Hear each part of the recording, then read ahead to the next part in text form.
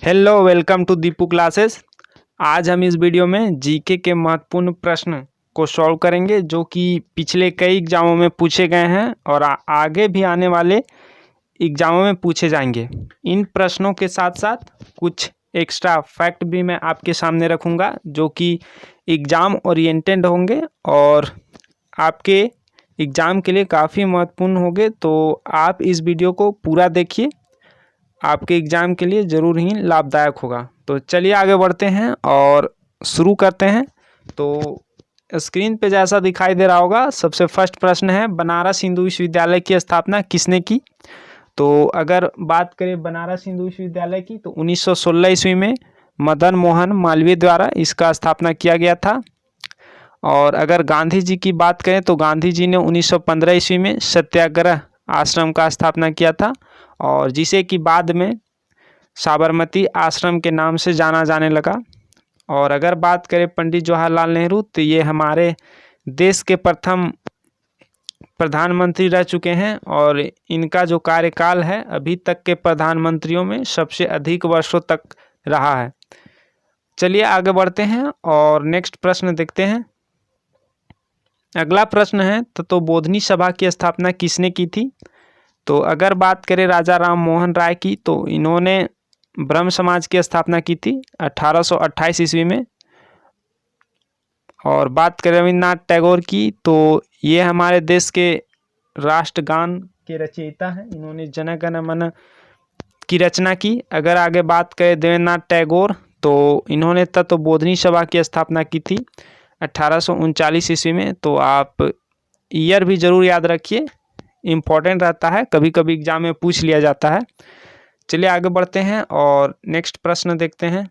अगला प्रश्न है रविन्द्रनाथ टैगोर का जन्म कब हुआ था। तो अगर रविन्द्रनाथ टैगोर की बात करें तो 1861 ईस्वी में उनका जन्म हुआ था कोलकाता में।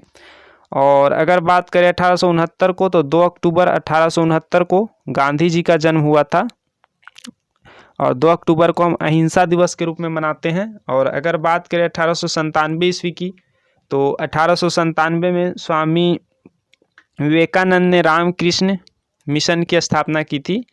तो ये इम्पोर्टेंट प्रश्न भी आप जरूर याद रखिएगा, एग्जाम में अक्सर पूछ लिया जाता है कि रामकृष्ण मिशन की स्थापना किसने की थी या फिर कब की थी। तो एग्जाम ओरिएंटेड है, इसे आप जरूर याद रखिए। आगे बढ़ते हैं और नेक्स्ट क्वेश्चन देखते हैं। अगला प्रश्न है तुगलक डायनेस्टी का काल कब से कब तक चला। तो अगर बात करें तुगलक डायनेस्टी की तो इसका कार्यकाल 1320 ईस्वी से 1414 ईस्वी तक रहा है। अगर बात करें दिल्ली सल्तनत की तो दिल्ली सल्तनत में सबसे जो फर्स्ट डायनेस्टी रही है वो रही है गुलाम वंश, जो कि 1206 ईस्वी से इनका जो कार्यकाल रहा है वो 1290 ईस्वी तक रहा है। तो आप जरूर याद रखिए 1206 से 1290 ईस्वी तक गुलाम वंश ने यहाँ पे शासन किया है और 1290 से 1320 ईस्वी तक खिलजी वंश ने शासक किया है। उसके बाद 1320 से 1414 ईस्वी तक तुगलक वंश और उसके बाद 1414 से 1451 ईस्वी तक सैयद वंश और अंतिम जो दिल्ली का सल्तनत का अंतिम जो वंश है वो है लोधी वंश। 1451 ईस्वी से 1526 ईस्वी तक इन्होंने शासन किया। अगर 1526 की बात की जाए तो पानीपत की जो प्रथम लड़ाई है वो 1526 ईस्वी में ही हुई थी इब्राहिम लोदी और बाबर के बीच में, जिसमें इब्राहिम लोदी की हार हो जाती है और यहाँ से दिल्ली सल्तनत का जो है वो काल समाप्त हो जाता है और इसके आगे मुग़ल साम्राज्य की स्थापना होती है। तो ज़रूर याद रखिएगा, ये काफ़ी एग्ज़ाम के लिए इम्पोर्टेंट है। आगे बढ़ते हैं और नेक्स्ट प्रश्न देखते हैं। भगवान बुद्ध की मृत्यु कहाँ हुई थी। तो अगर बात करें कपिलवस्तु की तो भगवान बुद्ध की जो जन्म है वो 1563 ईसा पूर्व में कपिलवस्तु में हुआ था। और अगर बात करें सारनाथ में तो उनको ज्ञान, यहाँ पे सबसे पहले उन्होंने अपना प्रथम उपदेश सारनाथ में दिया था। और बोध गया की बात करें तो बोध गया में उनको ज्ञान की प्राप्ति हुई थी और उनका जो मृत्यु हुआ था वो कुशीनगर में हुआ था। तो आप ज़रूर याद रखिए, काफ़ी इम्पोर्टेंट है। आगे बढ़ते हैं और नेक्स्ट क्वेश्चन देखते हैं। इब्न बतूता किसके शासनकाल में भारत आए थे? अगर बात करें इब्न बतूता की, तो इब्न बतूता मोरक्को के निवासी थे और इनके द्वारा एक पुस्तक है रहला, ज़रूर आप याद रखिएगा। रहला इम्पोर्टेंट पुस्तक है, कई बार एग्जाम में पूछा गया है रहला। और अगर बात करें, ये जो है वो मोहम्मद बिन तुगलक के शासनकाल में भारत आए थे। और इल्तुतमिश की बात करें तो ये गुलाम वंश के वास्तविक संस्थापक माने जाते हैं और कुतुब मीनार का निर्माण जो है वो पूरा इन्होंने ही करवाया था। आगे बात करें अलाउद्दीन खिलजी, तो ये खिलजी वंश के शासक रहे हैं और अलाई दरवाज़ा का निर्माण इन्होंने करवाया। तो ये भी आप ज़रूर इम्पोर्टेंट फैक्ट है, आप याद रखिए, जो एग्जाम में पूछे जाते हैं।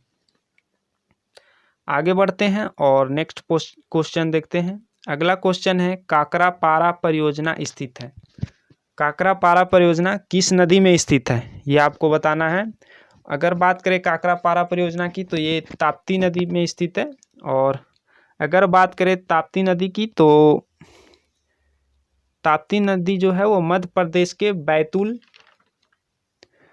जिले के मुल्ताई के पास से निकलती है। ताप्ती नदी जो है वो मध्य प्रदेश के बैतूल जिले के मुल्ताई से निकलती है और इस पे जो काकरापारा परियोजना चलाई जा रही है। अगर बात करें नर्मदा नदी की, तो नर्मदा नदी जो है वो अमरकंटक की पहाड़ियों से निकलती है और इस पर जो है सरदार सरोवर परियोजना चलाई जा रही है। अगर बात करें रावी नदी की, तो रावी नदी जो है वो रोहतांग दर्रा से निकलती है और इस पे जो योजना चलाई जा रही है वो है रंजीत सागर बांध परियोजना।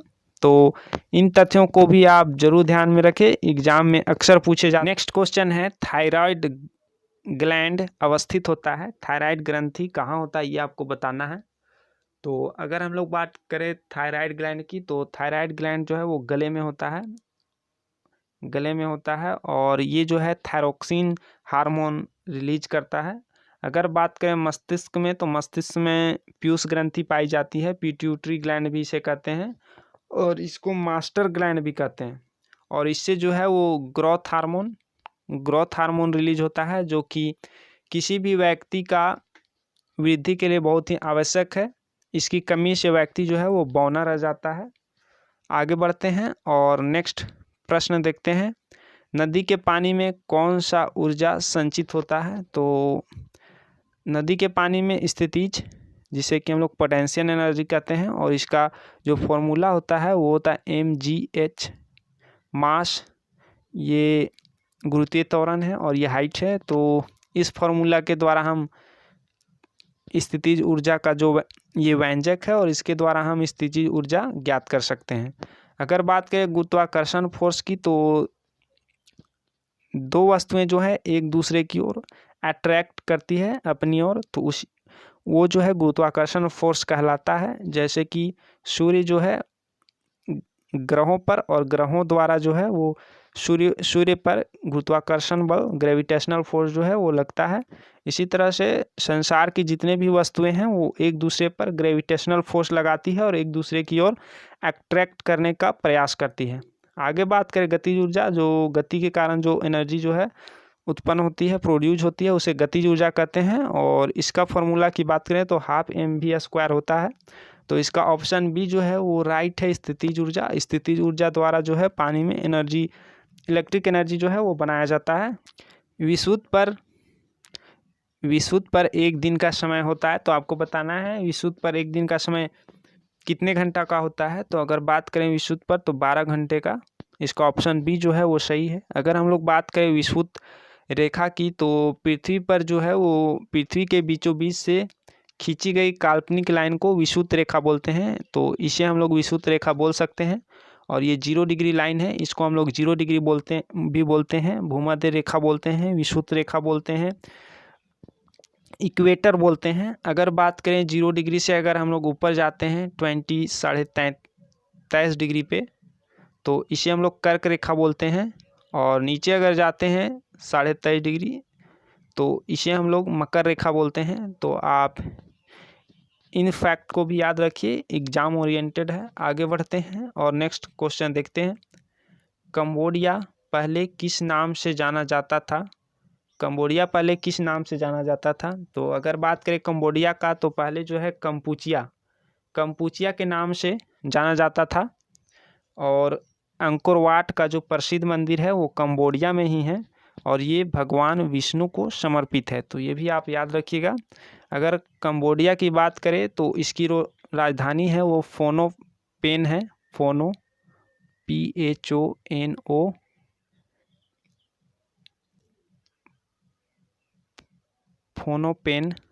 फोनोपेन जो है इसकी राजधानी है। और अगर इसकी मुद्रा बात करें तो कंबोडियन रियाल इसकी मुद्रा है, तो आप ये जरूर याद रखिएगा। आगे बढ़ते हैं।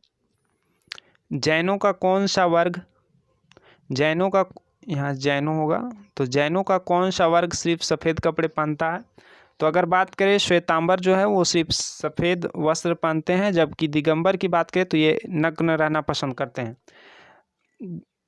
जब जैन धर्म का जो विभाजन हो गया, श्वेतांबर और दिगंबर में बट गए, तो श्वेतांबर जो है वो स्थूलभद्र के शिष्य जो है वो श्वेतांबर कहलाएं और भद्रबाहु के जो शिष्य हैं वो दिगंबर कहलाएं। तो आगे बढ़ते हैं और नेक्स्ट प्रश्न देखते हैं। अगला क्वेश्चन है, जाकिर हुसैन कौन सा वाद्य बजाते थे? तो सरोद की बात करें तो उस्ताद अली खान सरोद बजाते थे और इन्हें सरोद सम्राट के नाम से भी जाना जाता है। अगर तबला की बात करें तो जाकिर हुसैन जो है वो तबला बजाते थे। अगर वायलिन की बात करें तो TS कृष्णन वायलिन बजाते थे और वायलिन में इनको पद्म पुरस्कार भी दिया जा चुका है। अगर सितार की बात करें तो पंडित रविशंकर सितार बजाया करते थे। आगे बढ़ते हैं और नेक्स्ट क्वेश्चन देखते हैं। भारत का प्रथम अखबार कौन सा है? तो भारत का प्रथम अखबार बंगाल गजट है। इसका जो प्रकाशन है 1780 में फर्स्ट टाइम किया गया था जेम्स ऑगस्टस हिक्की के द्वारा। और आगे बात करें भारत का प्रथम हिंदी समाचार पत्र की, तो उदंत मॉडर्न जो है वो भारत की प्रथम हिंदी समाचार पत्र रही है। आगे बढ़ते हैं और नेक्स्ट क्वेश्चन देखते हैं।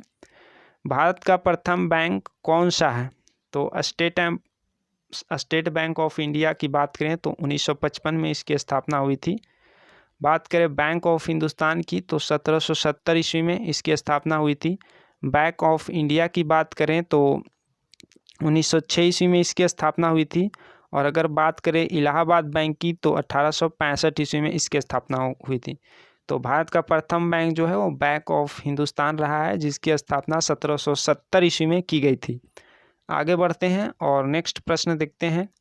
क्रिकेट में शतक बनाने वाले प्रथम भारतीय खिलाड़ी कौन थे? तो लाला अमरनाथ ये क्रिकेट में शतक लगाने वाले प्रथम भारतीय खिलाड़ी रहे हैं। और अगर बात करें CK नायडू के, तो भारत के प्रथम कैप्टन रहे हैं, भारत के प्रथम कैप्टन CK नायडू रहे हैं। और CK नायडू ट्रॉफी जो है ये भी कभी कभी एग्जाम में पूछा जाता है। CK नायडू ट्रॉफी जो है वो क्रिकेट से संबंधित है। अगर बात करें कपिल देव की, तो कपिल देव जो हमारा इंडिया जो है फर्स्ट टाइम जब वर्ल्ड कप विनर बना था तो उसके जो कैप्टन थे 1983 में कपिल देव ही थे। आगे बढ़ते हैं, आगे अगला प्रश्न देखते हैं। सर्वोच्च न्यायालय की प्रथम महिला न्यायाधीश कौन थी? तो सर्वोच्च न्यायालय यानी सुप्रीम कोर्ट की प्रथम महिला न्यायाधीश अगर लीला सेठ की बात करें तो लीला सेठ मुख्य न्यायाधीश रह चुकी हैं, हिमाचल प्रदेश की प्रथम महिला मुख्य न्यायाधीश जो कि हिमाचल प्रदेश की रही हैं। और इसके अलावा ये दिल्ली की भी न्यायाधीश रह चुकी हैं, महिला न्यायाधीश प्रथम महिला न्यायाधीश रह चुकी हैं दिल्ली की। अगर बात करें अमृत कौर की, तो अमृत कौर प्रथम महिला भारत की केंद्रीय मंत्री रही हैं अमृत कौर। फातिमा बीबी की बात करें तो ये सर्वोच्च न्यायालय की प्रथम महिला न्यायाधीश फातिमा बीबी रही हैं। आगे बात करें विजया लक्ष्मी पंडित की, तो संयुक्त राष्ट्र सभा की प्रथम महिला सभापति रह चुकी हैं विजया लक्ष्मी पंडित। तो काफ़ी इम्पोर्टेंट प्रश्न हैं, आप इन्हें ज़रूर याद रखें। आगे बढ़ते हैं और नेक्स्ट क्वेश्चन देखते हैं। खालसा की स्थापना किसने की थी? तो खालसा की स्थापना गुरु गोविंद सिंह जो कि सिख धर्म के 10वें गुरु रहे हैं, इन्होंने स्थापना की थी। अगर बात करें गुरु रामदास की तो ये चौथे गुरु रहे हैं और इन्होंने अमृतसर की स्थापना की है, शहर जो अमृतसर है। आगे बात करें गुरु नानक देव तो ये फर्स्ट गुरु रहे हैं और सिख धर्म के संस्थापक रहे हैं। अगर बात करें गुरु अर्जुन देव की तो गुरु अर्जुन देव जो है वो 5वें गुरु रहे हैं और इन्होंने स्वर्ण मंदिर का स्थापना किया था या बनवाया था। आगे बढ़ते हैं, नेक्स्ट प्रश्न देखते हैं। अगला प्रश्न है, श्री अरविंदो घोष निम्नलिखित में से किस पुस्तक के लेखक थे? डिस्कवरी ऑफ इंडिया की बात करें तो पंडित जवाहरलाल नेहरू ने डिस्कवरी ऑफ इंडिया नामक पुस्तक लिखी थी। अगर बात करें लाइफ डिवाइन तो श्री अरविंदो घोष ने लाइफ डिवाइन नामक पुस्तक लिखी है। और अगर बात करें कमायनी की तो जयशंकर प्रसाद द्वारा कमायनी पुस्तक लिखी गई थी। आगे बढ़ते हैं और नेक्स्ट क्वेश्चन देखते हैं। अगला प्रश्न है, झाबुआ जनजाति कहाँ से है? तो झाबुआ जनजाति मध्य प्रदेश से है। तो आशा करता हूँ आपको वीडियो पसंद आया होगा और आपके लिए लाभदायक होगा। अगर आपको वीडियो पसंद आया हो, लाभदायक लगा हो तो वीडियो को ज़रूर लाइक कीजिए और चैनल को सब्सक्राइब